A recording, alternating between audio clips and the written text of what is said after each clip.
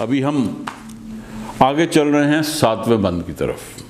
ابھی اللہ تعالیٰ بتاتے ہیں کہ مسلمانوں، آج کے مسلمانوں میں کیا کمزوریاں ہیں۔ کہتے ہیں ہاتھ بے زور ہیں، الحاد سے دل خوگر ہیں، امتی باعث رسوائی یہ پیغمبر ہیں۔ بت شکن اٹھ گئے، باقی جو رہے بت گر ہیں، تھا براہیم پدر اور پسر آذر ہیں۔ بادہ آشام نئے، بادہ نیا، خم بھی نئے، حرم کعبہ نیا، بت بھی نئے، تم بھی نئے۔ اللہ تعالیٰ فرماتے ہیں کہ ہاتھ بے زور ہیں۔ آج مسلمانوں کے ہاتھوں میں وہ طاقت، وہ قوت وہ نہیں رہی۔ الحاد سے دل خوگر ہیں، اس وجہ سے کہ الحاد یعنی کفر سے ان کے دل مسلح ہو چکے ہیں، یا ان کو عادت پڑ چکی ہے کفر کرنے کی، اس وجہ سے ہاتھوں میں وہ طاقت، وہ قوت باقی نہیں رہی۔ امتی باعث رسوائی یہ پیغمبر ہیں، اور رسول اللہ صلی اللہ علیہ وسلم کی جو امت ہے، ابھی جو اس کا رویہ ہے، انہوں نے جس طرح وہ زندگی گزار رہے ہیں، اس کی وجہ سے تو وہ باعث رسوائی بن رہے ہیں اپنے پیغمبر کے لیے اور عالم اسلام کے لیے۔ بت شکن اٹھ گئے، باقی جو رہے بت گر ہیں۔ یہاں پر تمثیل جو پیش ہو رہی ہے علامہ کی طرف سے، وہ حضرت ابراہیم اور بت گر آذر کی تمثیل ہے۔ وہ کہتے ہیں بت شکن جو تھے پہلے، وہ تو اٹھ گئے، جو مسلمان جنہوں نے پہلے کعبے کے بتوں کو نکالا، ختم کیا، دنیا میں جہاں پر بھی فتوحات حاصل کیں، وہاں پر اسلام کا پرچم گاڑا، وہاں سے جو تعصبات، جہالت، بے ایمانی، کفر، الحاد کے بت تھے، سب ان کو نیست و نابود کیا۔ تو وہ تو چلے گئے، وہ مسلمانوں کی قوم، وہ مسلمانوں کی کھیپ اب دنیا سے ناپید ہو چکی ہے۔ جو باقی رہ گئے ہیں وہ تو بت تعمیر کرنے والے رہ گئے ہیں۔ یہاں پر بتوں سے مراد ہے نئے نئے تصورات، نئے نئے دینی فلسفے، نئی نئی بدعات، جو نئے نئے فرقے جو ابھی سامنے آتے چلے جاتے ہیں۔ ایسے لوگوں کو اللہ تعالیٰ نے بت گر کہا ہے، علامہ نے بت گر کہا ہے۔ وہ کہتے ہیں بالکل اس کی مثال یوں ہی ہے کہ ہمارے جد امجد حضرت ابراہیم علیہ السلام جو باپ کا درجہ رکھتے تھے، تھا براہیم پدر، جو باپ کا درجہ رکھتے تھے، وہ تو بت شکن تھے، اور ان کے جو بیٹے یا ان کی اولاد یا ان کے بعد کی آنے والی مسلمان نسلیں، وہ تو آذر بن چکے ہیں، یعنی کہ وہ تو بت گر بن چکے ہیں۔ بادہ آشام نئے، بادہ آشام سے مراد ہوتی ہے شراب پینے والے۔ یہ شراب سے مراد ہے توحید کی شراب، اور جو اللہ تعالیٰ کے پیغام کی شراب، جس سے مستی اور کیفیت میں انسان مسلمان بنتا ہے، ایمان میں ڈوب جاتا ہے، اور خدا تعالیٰ کے ہر حکم پر اپنی جان دینے کے لیے قربان ہو جاتا ہے۔ کہتے ہیں بادہ آشام بھی نئے ہیں۔ اب تو وہ بادہ آشام میں وہ قوت ہی نہیں رہی۔ بادہ نیا، فلسفہ بھی نیا گھڑ لیا، خم بھی نئے، خم کہتے ہیں سراہی کو، سراہیاں بھی نئی، یعنی قالب بھی، تمام اعتقادات کے قالب بھی نئے ڈھال لیے گئے۔ حرم کعبہ نیا، حرم جو ہماری وحدت، ہماری اخوت اور ہمارے اتحاد اور یگانگت کا ایک مرکز تھا، جو نقطہ ارتکاز تھا مسلمانوں کا اور قرآنی تعلیمات کا، اس کو بھی نئی شکل میں مسلمانوں نے دیکھنا شروع کر دیا کہ صرف ایک رسم ادا ہو جائے، نہ کہ وہاں پر جا کر ہم اپنی مسلمانوں کے استحکام کو اور مضبوط کریں، صرف ایک رسم کے طور پر حرم کعبہ کو دیکھتے ہیں۔ بت بھی نئے، اور جو ہم نے نئی اپنی رسومات رائج کر لی ہیں، اور جس طریقے سے ہم نے اپنے عبادات کو نئے رخ دے دیے ہیں، وہ بھی نئے ہو گئے، نئے نئے بت گھڑ لیے، اور اس کا نتیجہ یہ نکلا کہ آج کے مسلمان جو ہیں وہ ان تمام بتوں کی وجہ سے ایک نئی شکل اختیار کر چکے ہیں۔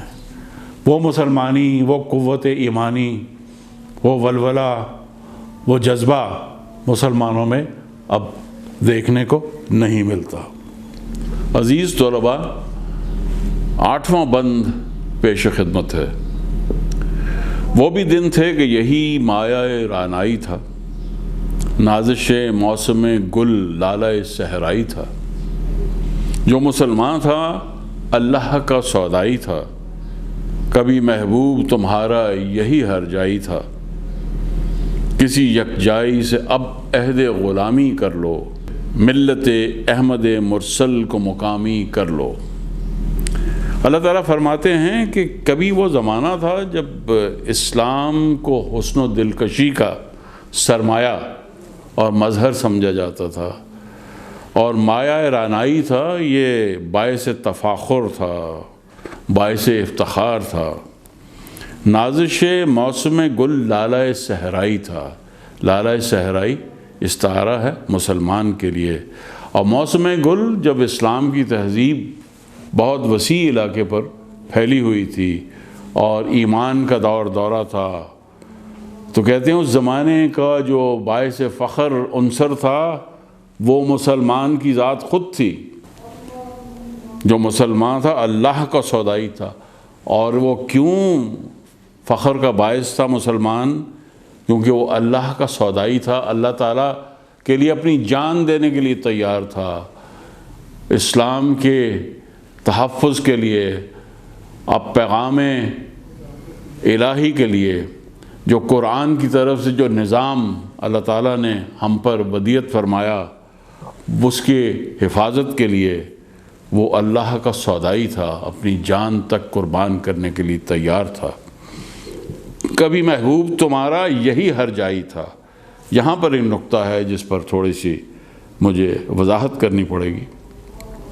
شکوہ میں ایک جگہ پہ علامہ نے کہا تھا، بات کہنے کی نہیں، تو بھی تو ہر جائی ہے۔ اللہ تعالیٰ کو ہر جائی کہا تھا۔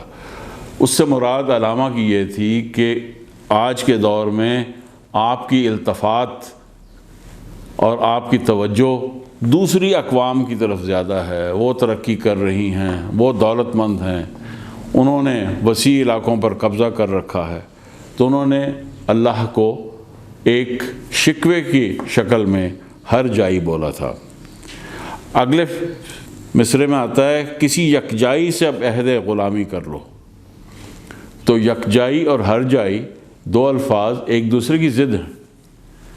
جب اللہ کو ہر جائی شکوے کے انداز میں علامہ نے کہا تو ان کی مراد یہ ہرگز نہیں تھی کہ اللہ تعالیٰ کی حاکمیت پوری دنیا پہ کیوں ہے، کیونکہ اللہ تو پوری دنیا کیا، پوری کائنات بلکہ بہت سی کائناتوں کا مالک ہے، اور سورج، سیارے، ستارے، انسان اور کئی مخلوقات اسی کے زیر اثر، اسی کے تخلیق ہیں۔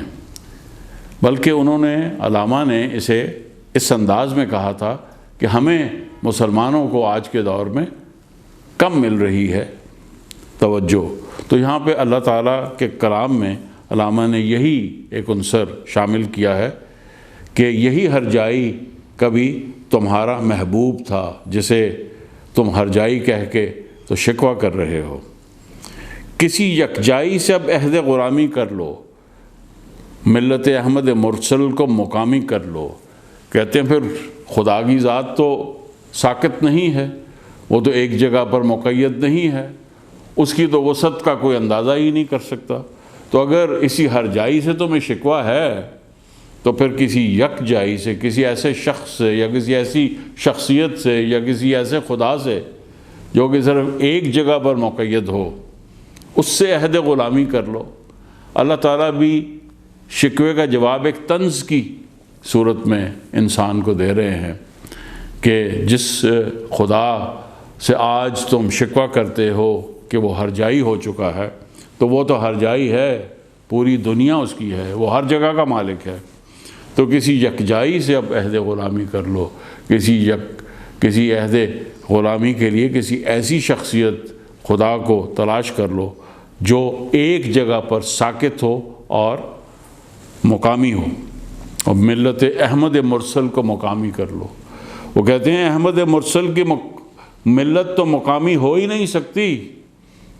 انہوں نے جس طریقے سے صحرائے عرب سے نکلے اور کس طریقے سے ایک وسیع و عریض دنیا کے علاقے پر اپنا قبضہ جمایا اور اسلام کی تہذیب کو پھیلایا، وہ ایک جگہ مقامی کیسے ہو سکتی ہے؟ یہ بھی طنز کے انداز میں اللہ تعالیٰ نے فرمایا ہے، کیونکہ اللہ تعالیٰ کے اس منشا کو کہ جو مسلمان ہیں، جو اہل ایمان ہیں، ان کے لیے تو کوئی ایک ملک یا ایک خطہ نہیں، وہ تو پوری دنیا پر ان کو اپنا راج کرنا ہے اور انہیں اپنا ایمان پھیلانا ہے۔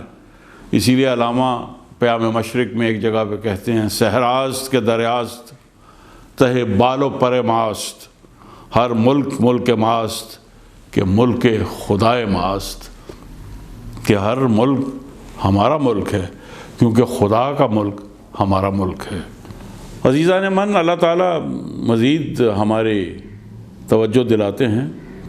علامہ نے 9ویں بند میں یہ فرمایا ہے، کس قدر تم پہ گراں صبح کی بیداری ہے، ہم سے کب پیار ہے، ہاں نیند تمہیں پیاری ہے، تب آزاد پہ قید رمضاں بھاری ہے، تم ہی کہہ دو یہی آئین وفاداری ہے، قوم مذہب سے ہے، مذہب جو نہیں تم بھی نہیں، جذب باہم جو نہیں محفل انجم بھی نہیں۔ ابھی مزید میں اس میں زیادہ کیا بات کر سکتا ہوں، تمام باتیں ہم مسلمان ہونے کی حیثیت سے ہمیں خود سمجھنا چاہیے۔ ہم پر گراں ہے صبح کی بیداری، ہم اکثر صبح وقت پر نماز فجر یا اس سے پہلے تہجد کی نماز کے لیے نہیں جاگ پاتے۔ اللہ تعالیٰ سوال کر رہے ہیں، ہم سے کب پیار ہے، ہمارے ساتھ تو پیار نہیں، ہاں البتہ نیند سے تمہیں بہت پیار ہے۔ اور یہ کیا حقیقت نہیں ہے کہ ہمیں نیند اتنی پیاری ہوتی ہے کہ اگر آنکھ کھل بھی جائے تو ہم دوبارہ سونے کی کوشش کرتے ہیں۔ تب آزاد پہ قید رمضاں بھاری ہے۔ اللہ تعالیٰ کے واضح حکم کے باوجود ہم رمضان کے روزوں میں کوشش بہت سارے ہمارے کرتے ہیں، اصحاب ابھی بھی اللہ کا شکر ہے کہ وہ پورے رمضان کے روزے رکھ پائیں، لیکن بہت سے ایسے بھی ہیں جو کہ ان سے انصاف نہیں کر پاتے۔ تم ہی کہہ دو یہی آئین وفاداری ہے۔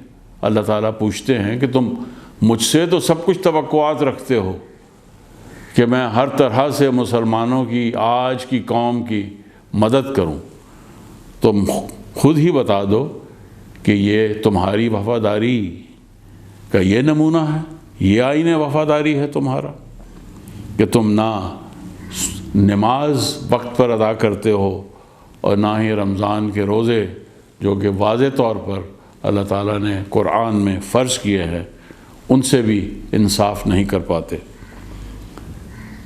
پھر آگے فرماتے ہیں، قوم مذہب سے ہے، مذہب جو نہیں تم بھی نہیں، جذب باہم جو نہیں محفل انجم بھی نہیں۔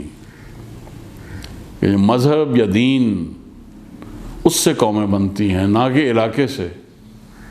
علاقائی یا نسلی قومیت کا تصور جو ہے وہ بالکل بے معنی ہے۔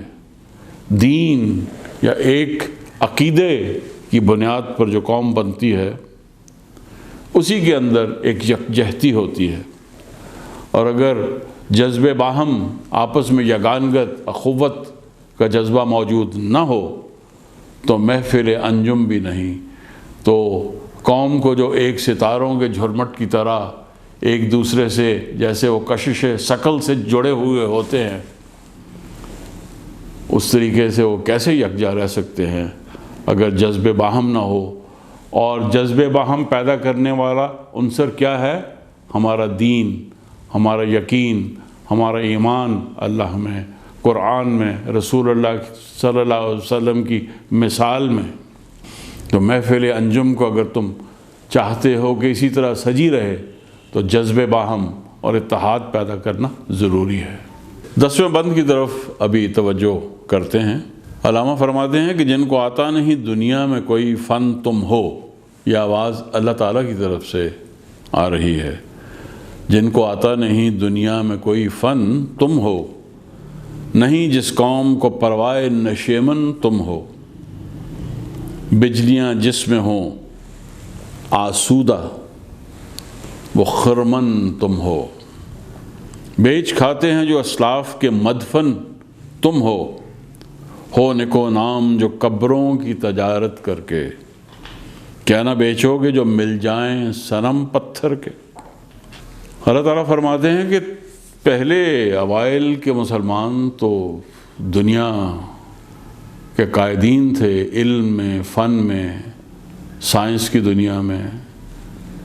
آج کی دنیا میں تو جو قوم جس کو کوئی فن نہیں آتا، جسے علم کی طرف کوئی رغبت نہیں ہے، وہ تو تم ہو، اور تم ایسی قوم ہو جسے پروائے نشیمن ہی نہیں ہے، یعنی اپنے جائے سکونت اور اپنے آشیانے سے اور اس کی صحیح طریقے سے نشو و نما کرنے کی طرف تمہاری کوئی توجہ نہیں ہے۔ جن علاقوں میں تم رہتے ہو، جہاں پر تم بستے ہو، وہ سب سے کم ترین درجے اور معیار کے علاقے ہوتے ہیں۔ دوسری اقوام تہذیب و تمدن کے کون سے مدارج طے کر کے آگے پہنچ چکی ہیں۔ نہیں جس قوم کو پروائے نشیمن تم ہو، تمہیں اپنی نشیمن کی کوئی پرواہ ہی نہیں۔ بجلیاں جس میں ہوں آسودہ وہ خرمن تم ہو۔ خرمن کہتے ہیں کھلیان کو، جب فصل پک جاتی ہے اور ان کو کاٹ کے ایک جگہ پر رکھا جاتا ہے تو وہ کھلیان، وہ خرمن کہلاتا ہے۔ کہتے ہیں تم تو ایسا خرمن ہو جس میں بجلیاں بہت آسانی سے آ کر حملہ کرتی ہیں اور پورا خرمن اور پورا کھلیان جلا کر رکھ دیتی ہیں۔ بیچ کھاتے ہیں جو اسلاف کے مدفن تم ہو، اور اپنے اسلاف، اپنے بزرگوں کی قبریں تک تو تم بیچ کھاتے ہو۔ ان سے بجائے اس کے کہ ان بزرگوں کی مثال سے کچھ سیکھو، ان بزرگوں کی مثال سے تم اپنی زندگی کی تعمیر کرو، تم ان مدفنوں سے مال و دولت کمانے کے فن میں طاق ہو چکے ہو نکو نام جو قبروں کی تجارت کر کے، اور جو اپنے نیکی کمائی ہے انہی قبروں کی تجارت سے۔ تمہیں کیا فرق پڑتا ہے کہ وہ قبریں ہوں یا پتھر کے بت ہوں؟ اگر پتھر کے بت بھی تمہیں مل جائیں تو ان کی بھی تم تجارت کر کے اسی طرح اپنے لیے دولت کماؤ گے جیسے تم قبروں کی تجارت سے کر رہے۔ تو یہ مسلمانی نہیں، یہ اسلام نہیں، یہ اسلام کے ساتھ انصاف نہیں۔ تو یہ تھا بند، 10واں بند۔ عزیزان من، بھی 11ویں بند کی طرف آتے ہیں۔ اس کا تعلق شکوہ میں جب علامہ صاحب نے بہت سے مسلمان قوم کی طرف سے دعاوی کیے تھے تو اللہ نے اس کا چیلنج قبول کیا اور اس کا جواب دے رہا ہے۔ اور وہ دعوے کیا تھے جو علامہ نے شکوہ میں کیے تھے کہ صفحہ دہر سے باطل کو مٹایا ہم نے، نو انسان کو غلامی سے چھڑایا ہم نے، اور تیرے کعبے کو جبینوں سے سجایا ہم نے۔ تو یہ تمام باتیں اللہ تعالیٰ نے ان کا جواب دیا ہے، استفہام کی شکل میں، استفہامیہ لہجے میں، صفحہ دہر سے باطل کو مٹایا کس نے؟ نوع انسان کو غلامی سے چھڑایا کس نے؟ میرے کعبے کو جبینوں سے بسایا کس نے؟ میرے قرآن کو سینوں سے لگایا کس نے؟ تھے وہ آبا تو تمہارے ہی، مگر تم کیا ہو؟ ہاتھ پر ہاتھ دھرے منتظر فردا۔ تو انہوں نے کہا کہ صفحہ دہر یعنی کہ صفحہ ہستی زمانے سے باطل کو مٹایا کس نے؟ تم نے تو چیلنج دیا تھا کہ تم نے کیا، لیکن جواب دو کہ کس نے دراصل یہ کیا تھا۔ نوع انسان کو غلامی سے چھڑایا کس نے؟ کس نے چھڑایا تھا؟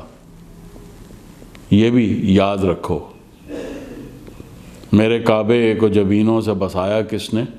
میرے کعبے کو کس دور کے مسلمانوں نے آباد کیا صحیح ایمانی رستے پر، اسلامی شعار کے مطابق؟ میرے قرآن کو سینوں سے لگایا کس نے؟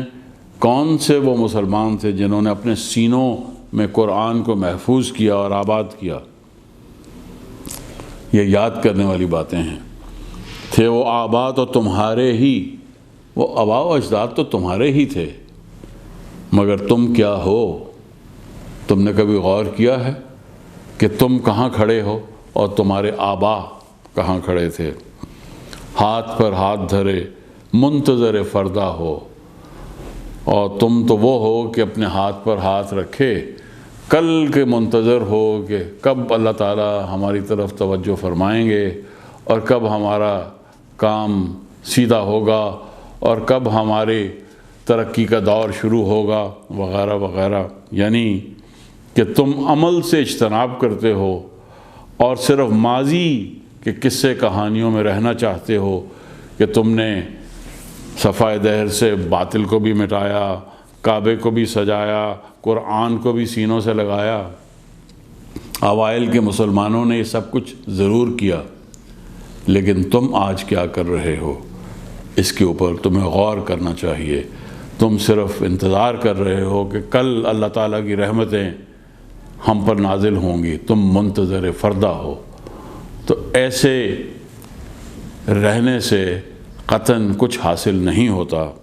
عمل سے زندگی بنتی ہے، جنت بھی جہنم بھی۔ یہ خاکی اپنی فطرت میں نہ نوری ہے نہ ناری ہے۔ تو آج کے درس کا آخری بند پیش خدمت ہے، یعنی 12واں بند۔ یہاں پر بھی اللہ تعالیٰ کا سوالیہ انداز قائم ہے۔ کہتے ہیں کیا کہا بہر مسلمان ہے فقط وعدہ حور؟ شکوہ میں تم یہ کہہ رہے ہو ہم سے کہ مسلمان کے لیے صرف وعدہ حور رہ گیا ہے اور کوئی نعمت خداوندی اس کو حاصل نہیں ہوتی۔ شکوہ بے جا ہے، بے جا بھی کرے کوئی تو لازم ہے شعور۔ اگر شکوہ کرنا ہے اور وہ بے جا ہو تو اس کے لیے بھی کسی قسم کا سلیقہ اور کوئی سمجھ و شعور کی ضرورت ہوتی ہے۔ کیا تم نہیں جانتے عدل ہے فاطر ہستی کا ازل سے دستور؟ عدل یعنی انصاف کائنات کے تخلیق کرنے والے کا ہمیشہ سے دستور رہا ہے۔ مسلمان آئین ہوا کافر تو ملے حور و قصور۔ اگر تمہارا آئین جو ہے مسلم آئین ہوا کافر تو ملے حور و قصور، اگر تمہارا آئین تمہارا قانون کافروں کے پاس جا چکا ہے تو حور و قصور کسے ملیں گے؟ تمہیں یا دوسری اقوام کو؟ تم میں حوروں کا کوئی چاہنے والا ہی نہیں۔ تم میں جن لوگوں کو طلب تھی حوروں کی اور اللہ تعالیٰ کے نعمتوں کی اور جنت کے باغوں کی اور جنت کی نہروں اور جنت کے شہد کی اور تمام خوشحالی اور مسلمانوں اور مومنین کے ساتھ یکجہتی کی، وہ تو اعمال کرتے تھے قرآن کے مطابق۔ تم میں تو لگتا ہے کوئی چاہنے والا ہی نہیں ہے ان نعمتوں کا جس میں حوریں بھی شامل ہیں۔ جلوہ طور تو موجود ہے موسیٰ ہی نہیں۔ ہمارا جلوہ، اللہ تعالیٰ کا جلوہ تو اب تک موجود ہے۔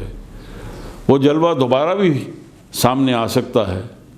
کاش کہ موسیٰ جیسا کوئی شخص تو ہوتا جو اس جلوے کی تاب سہ سکتا، اور اس جلوے کی تاب سہ کر وہ ایک غلام قوم کو مصر سے لے کر نکلتا اور وہ آدھے سے زیادہ مشرق وسطیٰ پر چھا جاتی۔ بنی اسرائیل کی قوم کس نے بنائی؟ موسیٰ نے، جو غلام تھی۔ اس کو تجلی کہاں پر ملی؟ جلوہ طور کہاں سے حاصل ہوا؟ اللہ تعالیٰ سے طور کے پہاڑ پر۔ وہ جلوہ آج بھی موجود ہے، لیکن تمہارے اندر کوئی موسیٰ ہی موجود نہیں جو کوئی قوم کی صف بندی کر سکے، تعمیر کر سکے۔